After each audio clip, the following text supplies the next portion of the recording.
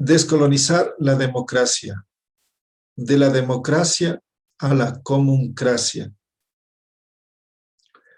En los pueblos ancestrales o milenarios que sobreviven en toda la madre tierra, no existe el Estado, la democracia, la división en los tres poderes, los partidos políticos, ni nada de la manera en cómo funciona el sistema civilizatorio. En el sistema andino, el gobierno se lo ejerce por turno y rotación. Esto es, cada año una pareja tiene que asumir obligatoriamente la dirección de la comunidad. Esto significa que todos pasan alguna vez por ese puesto, es decir, todos en algún momento van a ser dirigentes, sin que exista alguien privilegiado que se quede perennemente, por lo que la alternabilidad es un principio básico. Esta tarea no es remunerada, es un año de servicio que se ofrece a los demás comunarios, de la misma manera que otros lo han hecho en su turno. La dirección es paritaria, esto es, interviene la pareja con su aporte masculino y femenino de ver y de sentir la vida. La dirección es de tipo espiral. Esto quiere decir que la pareja siempre tiene que consultar a la comunidad, especialmente en situaciones complejas, y no tomar decisiones a nombre de todos. Cuando se trata de mancomunidades, se forma un consejo de gobierno con delegados de cada una de las comunidades. Y cuando se forma una reunión o federación de mancomunidades, los representantes de cada mancomunidad constituyen el Consejo Superior de Gobierno. En el caso del antiguo Tahuantinsuyo, los incas dirigieron un inmenso territorio de más de 3 millones de kilómetros cuadrados, algo parecido a lo que es actualmente Argentina, siguiendo este sistema que funciona en redes y que tuvo un gran funcionamiento. Tan es así que fue admirado por los invasores españoles, especialmente por Pedro Cieza de León, quien escribió un libro explicativo llamado Crónica del Perú, que tuvo un gran éxito en España e incluso fue traducido al italiano y al inglés. Se presume que los llamados socialistas utópicos, Marx y otros intelectuales, se inspiraron en el sistema andino para emular teorías para imaginar algo parecido a Europa, y a los cuales los llamaron ellos socialismo y comunismo. Este sistema de gobierno y de forma de vida que proviene de ontologías de tipo vital e integral, a lo cual nosotros le llamamos paradigma tetrasófico, es totalmente diferente al sistema piramidalista, que nosotros le denominamos paradigma monosófico, en sus versiones de derecha e izquierda. Ambos creen en el sistema de partidos políticos como el elemento central y básico para el ejercicio de un gobierno. Incluso consideran al partido como la máxima expresión de clase. Esto último especialmente enarbolado por la izquierda leninista. En el sistema occidental, la política es propiedad o atribución de los políticos profesionales. Por tanto, la democracia es solo para quienes participan del régimen de partidos y el gobierno es solamente para el ejercicio de los partidos. En otras palabras, la democracia es monopolio de los partidos políticos y los partidos políticos el monopolio de unas élites que las dirigen. Son un pequeño grupo de privilegiados que han hecho de la política un negocio y un modus operandi con el cual se toman el poder de un Estado para beneficio principal de su grupo. Los partidos tienen en la cima principalmente a caudillos y a gente con carisma para poder ganar en la democracia electoral. Es decir, los que llegan a dirigir un país no son los más preparados o los más destacados miembros de un pueblo, sino aquellos que tienen la habilidad para engatusar o acorazar al electorado para que voten por ellos. En otras palabras, los partidos eligen como sus candidatos a individuos con gracia, entre comillas, encanto, magia, para tener la opción de ganar en la democracia show. El propio Platón, en la cuna de la democracia, decía hace 2500 años que los electores votan en esencia por la simpatía de un candidato, antes que por lo que éste sabe o dice. Incluso desde la Grecia inventora de la democracia hasta ahora, muchos votan porque un candidato es guapo, nada más. De ahí que Platón no estaba de acuerdo con este sistema de elección que puede llevar al poder a alguien solo por su condición física, lo que por otro lado refleja el nivel de una sociedad a través del tipo de electores que ésta tiene. Ejemplos de esto en la historia de la democracia mundial hay infinidad de casos. Si una persona es preparada, inteligente, con experiencia, pero no tiene embelezo o guapesa, no es puesto de candidato, pues perderá en el reality de la democracia. La persona preparada ocupa lugares secundarios, quedando como subalterno y al servicio y criterios del bendecido por Dios con el carisma. El agraciado consultará una y otra vez a su equipo experimentado de asesores no agraciados, pero quien decide es el carismático, porque ganó las elecciones y ese es su único mérito. La gracia de un personaje es la desgracia de todo un pueblo, el cual votó por el agraciado para obtener una desgraciada situación. Eso es la democracia farandulera, especialmente en los últimos tiempos, donde ganan los carismáticos, los de aspecto simpaticón, los de cara bonita, los que hablan cosas lindas, aunque en el fondo hablen cualquier cosa, los que aprenden a hablar lo que el pueblo quiere escuchar, los que dicen lo que el pueblo necesita o anhela, y cuando llegan al poder hacen todo lo contrario, o hacen lo que le da la gana a su carisma, o lo que le obliga a la situación, o lo que los poderosos le demandan. La democracia es también presa del marketing político. Los asesores políticos buscan a gente con gracia para pulirlos, tal como lo hace el programa informático de Photoshop. Y si no los hay, los crean artificialmente. Actualmente la democracia es la disputa entre los mejores psicólogos de masas y los publicistas políticos, en la que los más destacados son los más cotizados y son buscados ansiosamente por los políticos y partidos que tienen mucho dinero. En definitiva, los que hoy ponen presidentes y otras autoridades son los marketistas y los consultores políticos.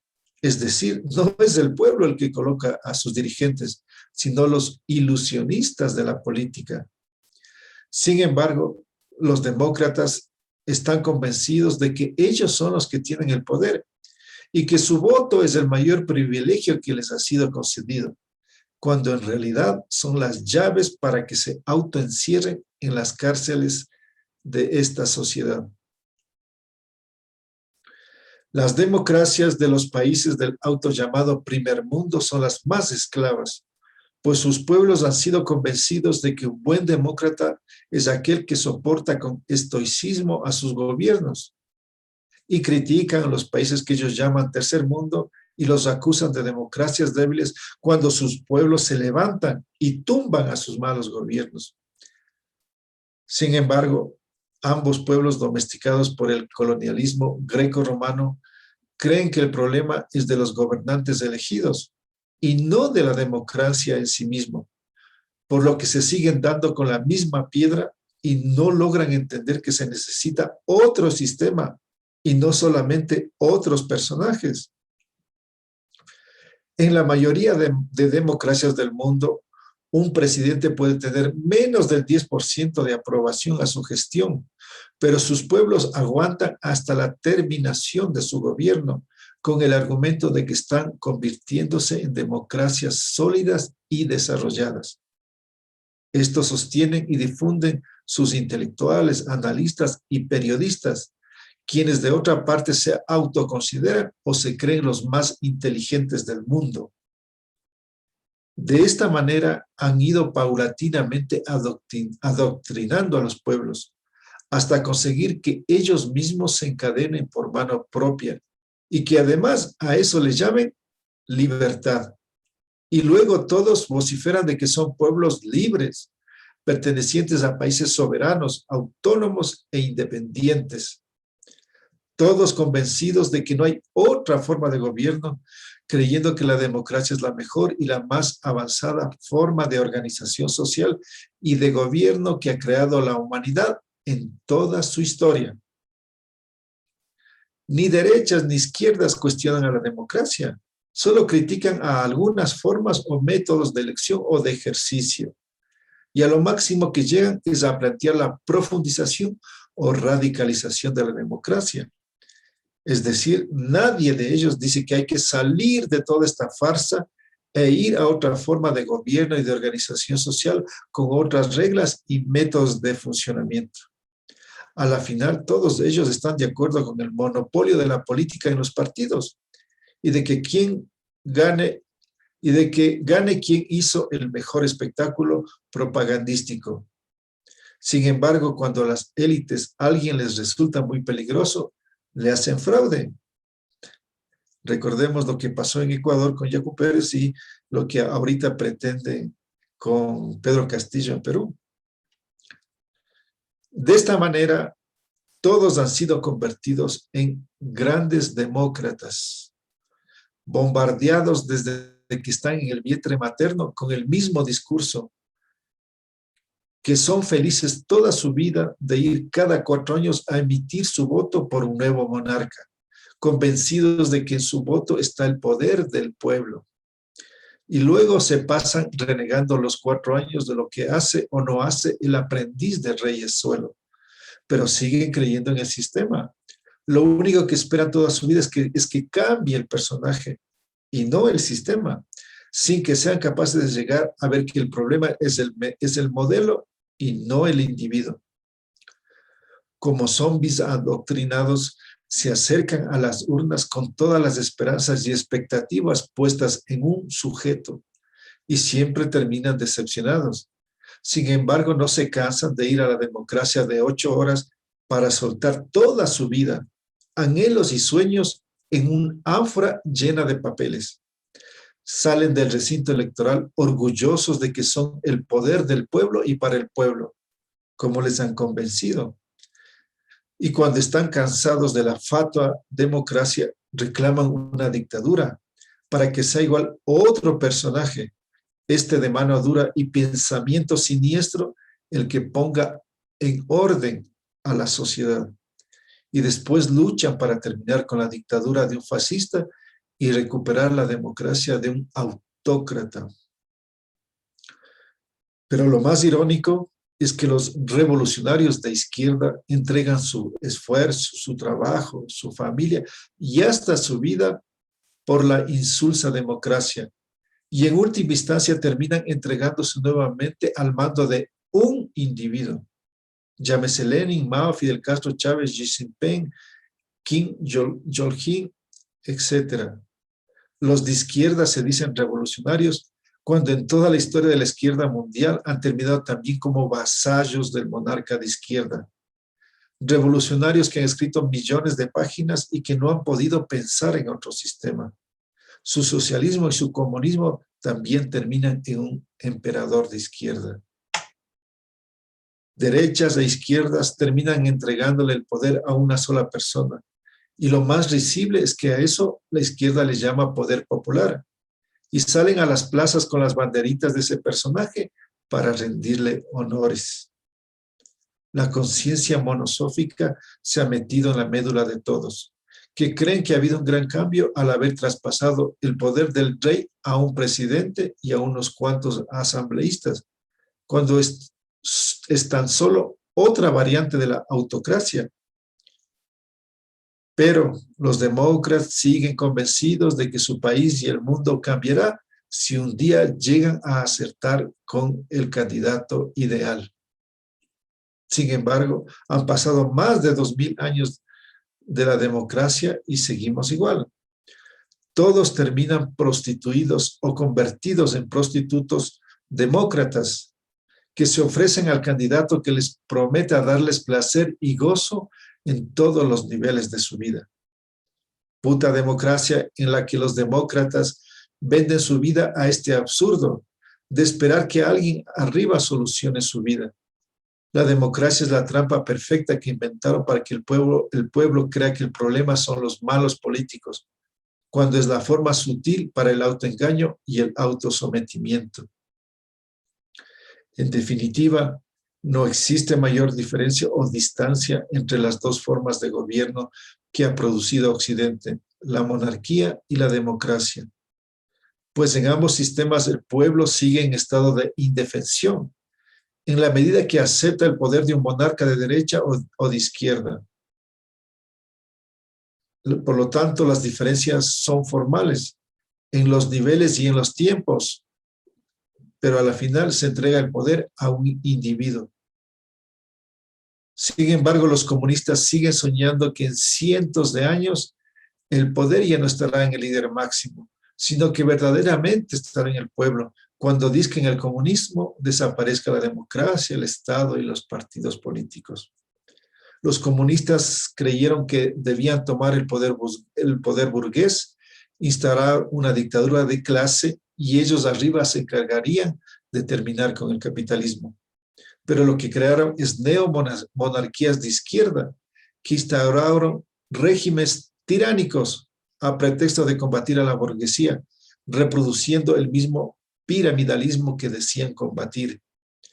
La democracia nos ha conducido a la pandemia mundial, al cambio climático y al caos general, pero casi nadie dice que hay que cambiar este sistema.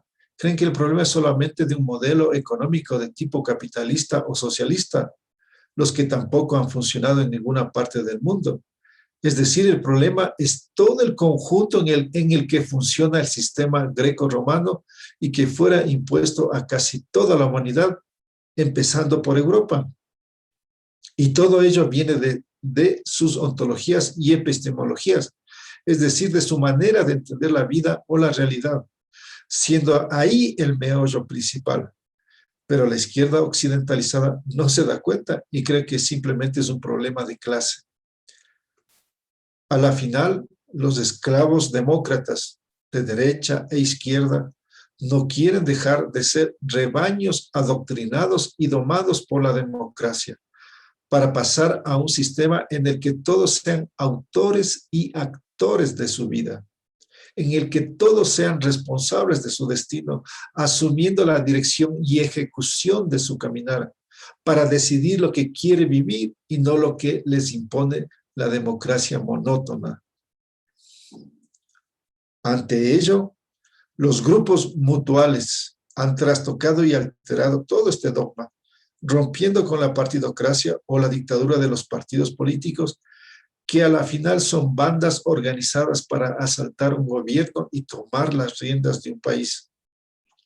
Se han dado cuenta que los partidos son mafias políticas que se organizan para acceder al Estado, desde donde se reparten las riquezas públicas en su beneficio personal y el de los grandes pulpos transnacionales. Las organizaciones mutuales no abogan por abrir la delegación a otras organizaciones de la sociedad civil o más allá de los partidos políticos, sino el de eliminar toda forma de delegación. El problema es la delegación, que en la práctica es entregar el poder a unos cuantos que no representan al pueblo, sino a sus intereses personales y grupales.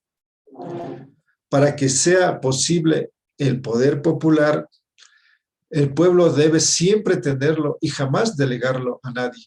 Poder que debe estar en la base, en el conjunto y subir por cooptación. Por ejemplo, un pequeño barrio urbano o una comuna campesina, mediante asamblea o cabildo, elige a sus autoridades. sin la mediación de los partidos políticos ni de nadie y sin campaña de ofrecimiento, sino simplemente por el conocimiento que cada pequeño grupo local tiene de sus miembros. Un participante de este consejo de gobierno local pasa a formar parte de un consejo de gobierno de barrios de un sector de la ciudad o de comunidades de un pueblo y constituyéndose en el portavoz de su barrio o de su comunidad y no de la suya personal. Es simplemente un comunicador o pasador de lo que su localidad ha decidido en asamblea. De este consejo de barrios o comunidades salen las autoridades seccionales que conforman el nuevo consejo de instancia superior. Y de este consejo surgen los consejos regionales hasta llegar a las instancias nacionales y formar el gran consejo. Una autoridad va subiendo desde abajo y sigue hacia arriba si demuestra condiciones para ello. Caso contrario, se cae. Nadie está por tiempo determinado, sino por el cumplimiento de sus responsabilidades y puede ser removido o descendido de un nivel a un nivel inferior en cualquier tiempo. El pueblo le puede retirar inmediatamente de su cargo si se siente defraudado en lo más mínimo, es decir, puede intervenir sobre un consejo o los miembros en particular y destituirlos inmediatamente. Por tanto, en este modelo lo que importa es el sistema y no necesariamente las personas en particular, pues siempre están siendo evaluadas por el Consejo de Vigilancia de la Asamblea y puede retirarse de la confianza en cualquier momento y situación. Con esto se sale del ideologismo y de la polarización derecha-izquierda que solo beneficia a los grupos poderosos. Esta es la mayor trampa de la democracia y de la civilización. Tenerle al pueblo de un lado a otro para que no pueda ver más allá y siga creyendo que la democracia y todo este sistema es lo único y posible que hay. En los sistemas y grupos mutuales, las acciones de todos están siempre en observación. Y como su funcionamiento es en redes, fácilmente se toman acciones correctivas. El individuo que desarma el entramado rápidamente sale, pero la matriz se mantiene, pues la fuerza está en ese conjunto de redes y no en los individuos en particular. Muy diferente a la democracia que se sostiene principalmente en las personas. Por eso han habido muchas dictaduras, pues es fácil pasar de uno a otro sistema y viceversa. En el caso de los grupos o de las formas mutuales, las asambleas, que pueden ser locales, regionales o nacionales, en los grupos o conjuntos de las formas ancestrales y milenarias, siempre están en actividad, decidiendo, controlando, ejecutando, fiscalizando, creando, actuando. Las asambleas son convocadas cada vez que hay que tomar decisiones urgentes e importantes, tal como en los referendos o consultas populares, donde el pueblo decide sobre temas complejos. Hay una coordinación como en una gran telaraña en la que rápidamente se actúa sobre cualquier situación. Y de la misma manera funcionan todas las diferentes instituciones que conforman estos espacios territoriales mutuales y que hacen salud, educación, producción, seguridad, etc.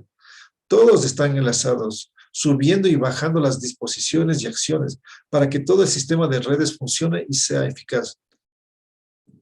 Esto solo hay que aprender de las abejas y de las hormigas. No hay que inventar el agua tibia.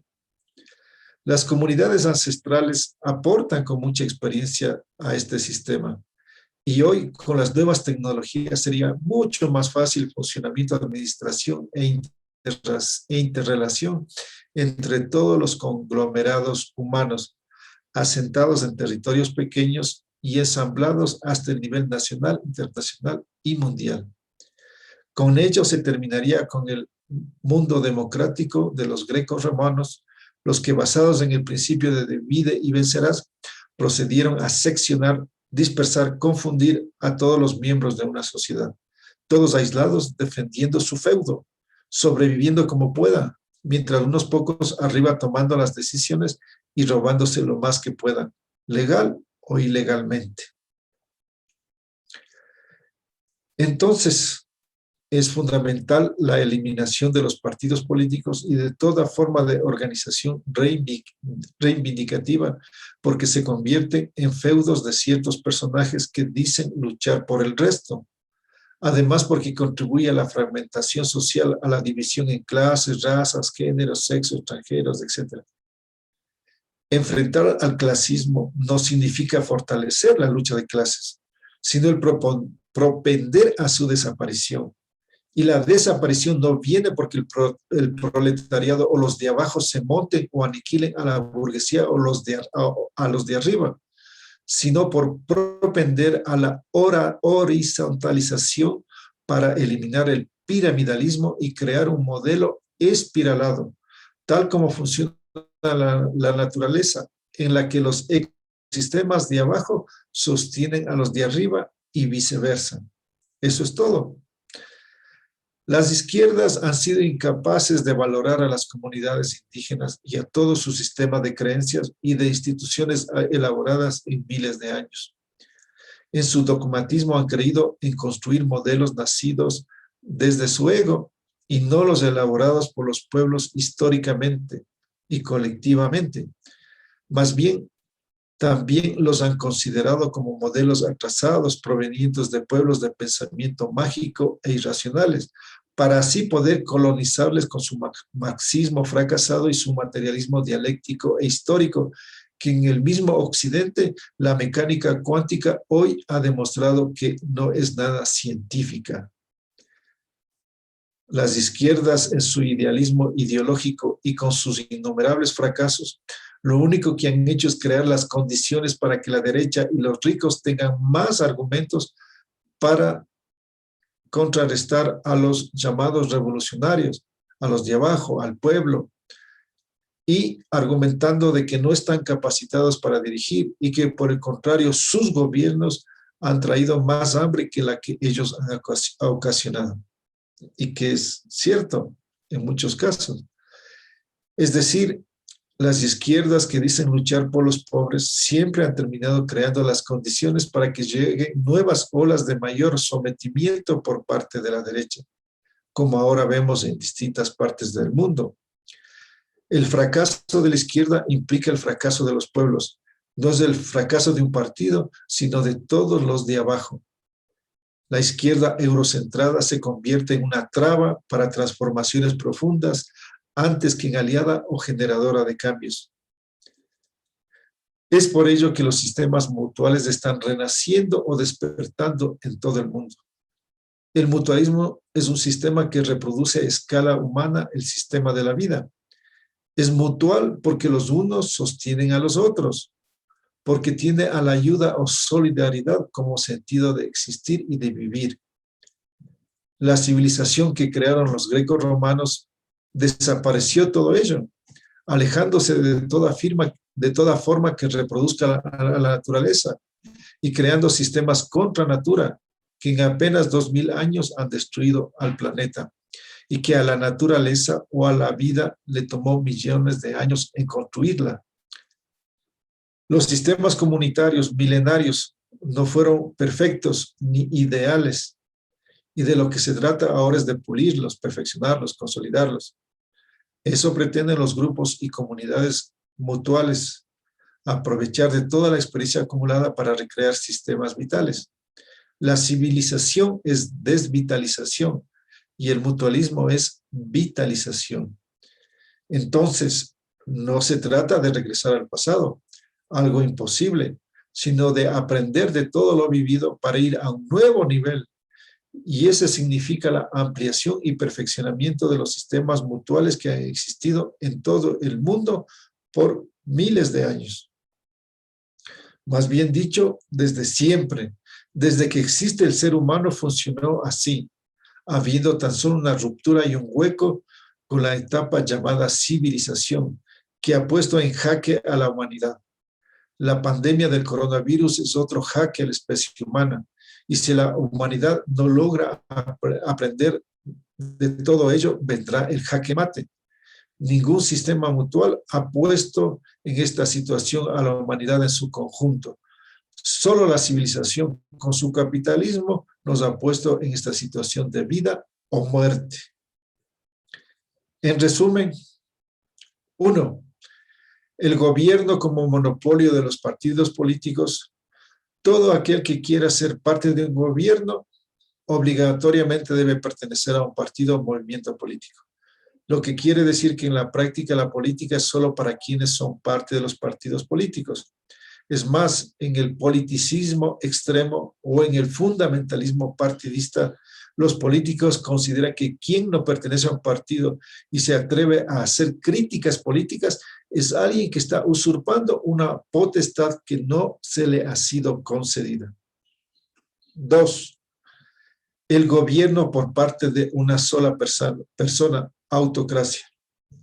En este juego político llamado democracia, se le entrega a un solo individuo la potestad de dirigir a millones de personas. Sin embargo, en las democracias con separación de poderes hay ciertos límites, pero puede darse el caso de que un partido gane todos los poderes y controle todas las funciones del Estado, lo que significa que todo queda en manos de una sola persona. De ahí que algunos hablen de dictaduras o de monarquías a este tipo de gobiernos. Pero en el juego democrático es posible esa concentración de poderes y se lo ha visto en gobiernos de derecha y de izquierda. 3. La democracia presa del voto. La máxima legitimación de la democracia está en las elecciones o en las urnas. El pueblo vota y luego queda supeditado al que ha sido elegido, el que a su vez considera o se atribuye la potestad de manejar a su criterio personal los destinos de un país, lo que significa que la democracia es el acto en el cual el pueblo le entrega el poder a un individuo y posteriormente éste queda en indefensión, ya que el mandatario adquiere todo el poder que el pueblo le traspasa. Al ganar las elecciones se le conceden todos los poderes con sus prebendas y ventajas, mientras el pueblo solo tiene que resignarse a aceptar la voluntad del dirigente de turno. Así por toda la vida, presos de alguien, pero los demócratas se creen libres. 4. La democracia de un día. La democracia se abre tan solo por 8 o 10 horas y luego se cierra definitivamente, sin que el pueblo tenga otro nivel de intervención directa. El pueblo solo tiene el poder por pocas horas y todo el resto del periodo de gobierno tiene que limitarse a soportar al que le entregó el poder y el que decide sobre su vida. La democracia son solo votos y el pueblo es un simple papel en el cual firma su sentencia por 4 o 5 años que dura el periodo de gobierno. Este es el juego democrático, en el que el pueblo pierde todo su poder mediante las elecciones. Cada vez que una persona se acerca a las urnas, entrega su poder. Sin embargo, el demócrata está convencido de que ha cumplido con la patria y de que el poder está en sus manos, cuando en verdad lo ha perdido. La patria y la vida son un voto, y ese voto en ese voto está su estrangulamiento o suicidio. 5. La democracia como forma de quitar poder al pueblo. Si bien el pueblo puede recurrir a la resistencia en caso de que no esté de acuerdo con un gobierno, pero el presidente tiene todo el aparato estatal a su servicio, entre ellos a las fuerzas represivas, que son su vanguardia. Ya vemos en Colombia. Lo que quiere decir que el pueblo en las elecciones le entrega en bandeja de oro a un individuo las fuerzas armadas y policiales para que le repriman. El pueblo con su voto se condena a sí mismo a recibir la represión efectivizada por sus propios hermanos policías y militares.